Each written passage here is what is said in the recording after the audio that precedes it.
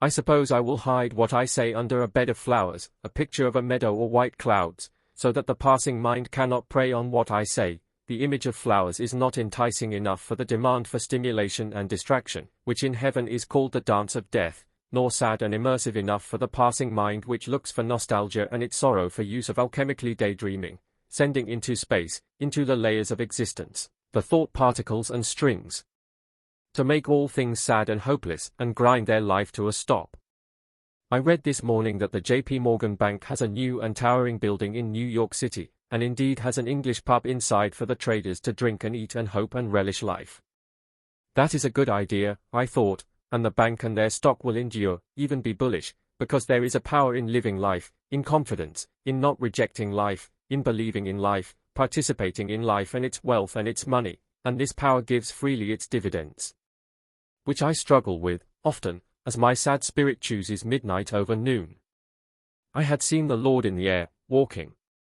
He walks mystically, confident strides, he is unstoppable and he knows he is unstoppable. We must walk with such confident charge as well. It is a necessary way of walking, because whatever we defer in timidity, is deferred in the dimensions. On another note, this morning as I had a shower, I was surprised that a part of my private part spoke to me, at least in the vague senses of my imagination. It said to me, "You don't have ownership over me anymore and cannot touch me." How is it that the organic body can think? Now fortunately I know the password or the code for the physical body, and it is in the book of Ephesians, for no one ever hated his own body, but nourishes and cherishes it, just as the Lord does the church. The password is, cherish. Therein is a conscious approach. When we abuse or hate our body, or mistreat it in some way, we lose some ownership over it. Now if we don't connect our body to true living life, then it is a disconnected thing in the cosmos, and then it must live off the credit that remains in the organic cells, and this credit runs out.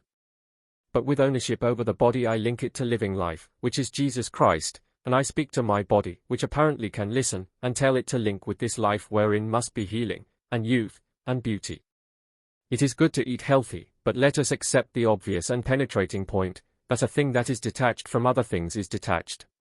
Perhaps our bodies, which serve us so quietly and patiently, must connect to something.